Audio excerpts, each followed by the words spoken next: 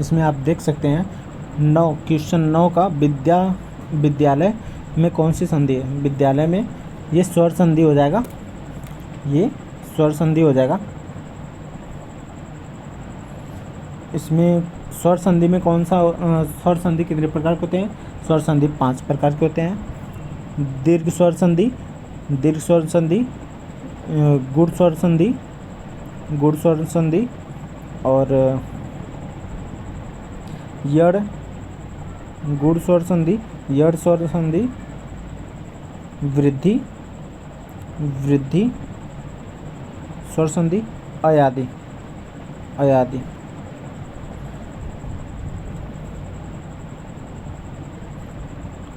अब आ जाते हैं राम ने पत्र लिखा में कर्म है।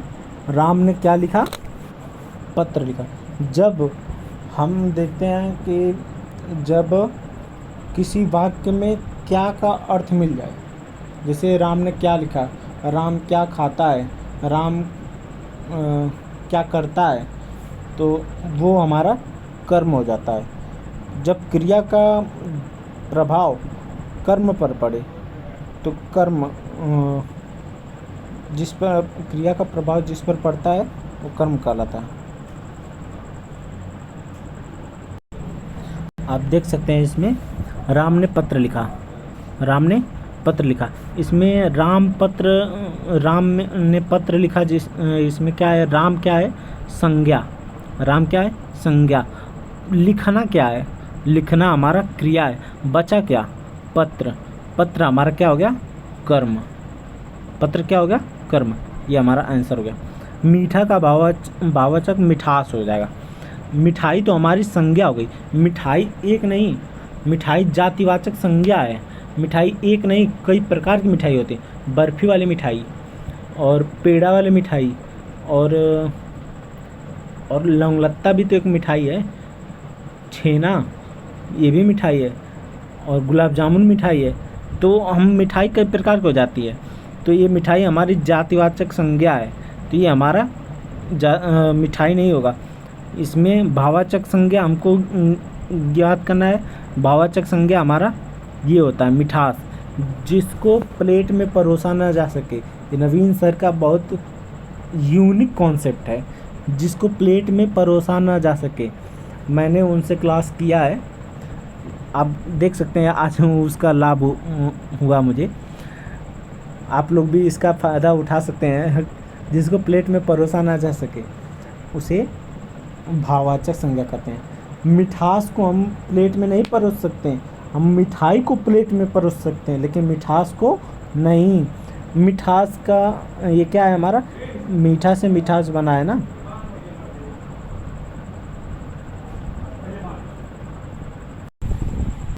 अब आ जाते हैं नीचे। रोटी का बहुवचन रोटियां होता है। ई, जहाँ पे ई आए, बड़ी ई लास्ट में, किसी शब्द के अंत में बड़ी ई आए तो उसको या बना के उसके ऊपर चंद्रबिंदी लगा देते हैं, रोटियां हो जाता है। रोटियां कहाँ है? रोटियां। और जो बड़ी ई होता है वो छोटी ई की मात्रा बन जाती है। रोटियां तो किस में है? रोटियां ये बी हमारी रोटियां। और जिसमें अ आता है उसको, जैसे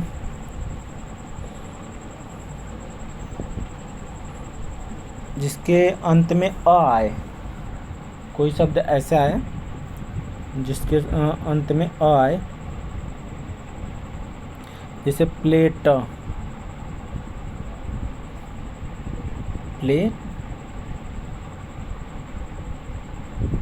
प्लेट, इसको क्या लिखेंगे? प्लेटें। प्लेटें, यहाँ पे बिंदी रहेगी। टे में बिंदी रहेगी, ध्यान रहे।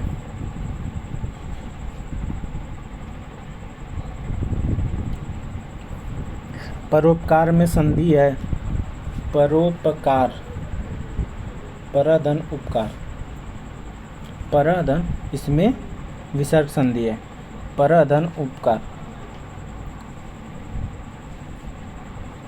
विसर्ग संधि सिवाय, विसर्ग संधि। यदि तो किस प्रकार का अव्यय, ये समुच्चय बोधक है। समुच्चय बोधक प्रकार का अव्यय जैसे कि आप देख सकते हैं, यदि तुम पढ़ोगे तभी पास होगे यूपी टेट। यदि तो वो पढ़ता तो यूपी टेट पास हो जाता। यदि वो पढ़ता तो वो यूपी टेट पास हो जाता। तो ये क्या है, समुच्चय बोधक है। ये दोनों को एक दूसरे पे आश्रित कर दिया। जब कोई एक वाक्य दूसरे वाक्य पर निर्भर हो तो वो समुच्चय बोधक का वाक्य का संकेत देता है। इसमें देखें, राम विद्यालय जाता है में क्रिया है, जाना हमारा क्रिया है, ये तो सबको पता है, जाना। अब आ जाते हैं अपठित गद्यांश। वृक्ष हमारे जीवन के लिए अत्यंत उपयोगी है। वृक्ष हमारे जीवन के लिए अत्यंत उपयोगी है।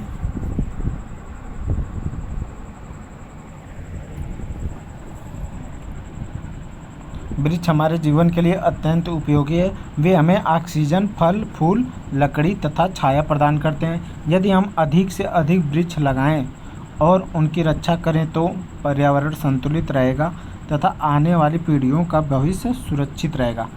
हमने तो पढ़ लिया, आप लोग अगर ना समझ में आए तो ये दोबारा पढ़िए, लेकिन पढ़िए ज़रूर। आप पढ़ेंगे तो हमारा ये जो क्वेश्चन है सॉल्व कर लेंगे जल्दी से।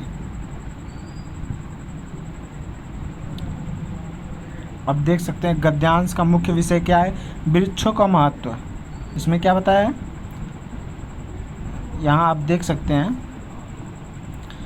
वृक्ष हमारे जीवन के लिए अत्यंत उपयोगी है, हमें ऑक्सीजन देते हैं। तो ये वृक्ष के बारे में ही पूरे पैराग्राफ में वृक्ष के बारे में बताएं, तो वृक्षों का महत्व हमारा आंसर सही हो जाएगा। वृक्ष हमें क्या प्रदान करते हैं, केवल फल, गलत। केवल छाया, ये भी गलत।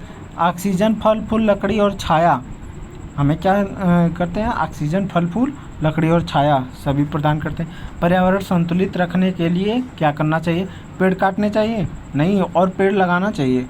अधिक वृक्ष लगाने और उनकी रक्षा करना चाहिए। बी वाला सही है, बी वाला हमारा सही है। अब देख सकते हैं ये जो बी वाला है हमारा सही है।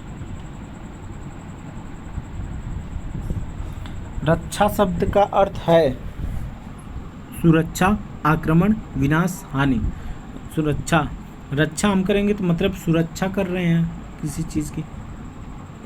गद्यांश के अनुसार भविष्य सुरक्षित होगा यदि वृक्षों की रक्षा की जाए, यदि सड़कें बनाई जाएं, यदि वर्षा न हो, यदि जंगल काट दिएगा। जंगल काटेंगे तो भविष्य कैसे सुरक्षित होगा।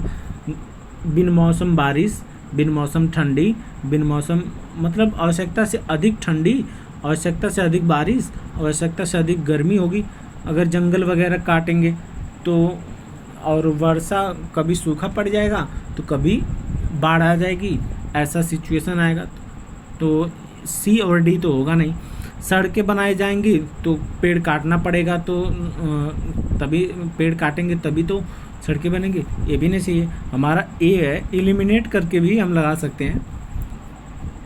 अब आ जाइए 21 का, भाषा सीखने का सबसे प्रभावी माध्यम है। भाषा सीखने का सबसे प्रभावी माध्यम तो संवाद है। बी, संवाद मतलब एक दूसरे से अंतःक्रिया करके, बातचीत करके। संवाद मतलब बातचीत, एक दूसरे से बातचीत करके, वास्तविक जीवन में, दैनिक जीवन में बातचीत करके हम भाषा सीख सकते हैं। किसी बच्चे को देखे होंगे आप, उससे बात करेंगे या फिर बोलेंगे, उससे बुलाएंगे तो वो धीरे धीरे बोलना सीखता है। तो वो भाषा सीखने का एक प्रभावी माध्यम है। प्रारंभिक कक्षाओं में भाषा शिक्षण का मुख्य उद्देश्य है व्याकरण रटना, नहीं, गलत। व्याकरण रटना नहीं है, भाषा का प्रयोग करना, केवल लिखना, परीक्षा कराना। परीक्षा कराना भी नहीं है, ये सब निगेटिव है, ये भी निगेटिव है। भाषा का प्रयोग करना हमारा सही है। बच्चों की भाषाई त्रुटियाँ दंडनीय है। बच्चों को कभी पेपर में अगर दंडनीय आ जाए तो उसे आँख मूंद कर उसको गलत कर देना, काट देना, उसको सही करना ही नहीं है, क्योंकि बच्चों को हमें दंड नहीं देना है। ये हमको बच्चों को जो त्रुटियां करनी है उसको सुधारना है, दंड देकर सुधारना नहीं है, उसे बताकर सुधारना है। सीखने की प्रक्रिया में भाग, ये सही है, बी वाला सही है हमारा। जो बच्चा गलती करके सीखता है, अनदेखी करना ये भी गलत, कक्षा से बाहर कर देना, ये बाहर कर देंगे तो सीखेगा क्या, गलत है। बच्चा का सर्वोत्तम मूल्यांकन किससे होता है? बच्चा का सर्वोत्तम मूल्यांकन सतत एवं समग्र मूल्यांकन CCE से होता है। श्रवण कौशल विकास करने के लिए सबसे उपयुक्त गतिविधि है कहानी सुनना, जिसमें सुनने वाली बात हो, केवल सुनने वाली, तो वह श्रवण कौशल विकसित होगा उसमें। भाषा अर्जन मुख्यतः है, भाषा अर्जन सामाजिक अंतःक्रिया से है। ए, भाषा कक्षा में समूह कार्य का उद्देश्य है सहयोगात्मक अधिगम। भाषा कक्षा में समूह कार्य का उद्देश्य है सहयोगात्मक अधिगम है। किस भाषा शिक्षण में शिक्षक की भूमिका है केवल व्याख्यान देना, गलत, केवल परीक्षा लेना, गलत, केवल गृह कार्य देना, गलत, अधिगम का सहायक बनना। पठन कौशल का प्रमुख उद्देश्य है तेज पढ़ना, अर्थ ग्रहण करना। हम पढ़कर अर्थ ग्रहण करते हैं, तेज पढ़ने के लिए नहीं पढ़ते हैं, अर्थ ग्रहण करने के लिए पढ़ते हैं, रटने के लिए नहीं पढ़ते हैं। भाषा शिक्षण में सबसे अधिक महत्व किसका है? व्याकरण का है, गलत, संप्रेषण का है, गृह कार्य का है, गलत, परीक्षा का है, गलत, संप्रेषण का है। तो आज मैंने ये बता दिया आपको, यूपी टेट का पूरा बताया है, हिंदी का मॉक टेस्ट आप देख सकते हैं। थैंक यू, धन्यवाद।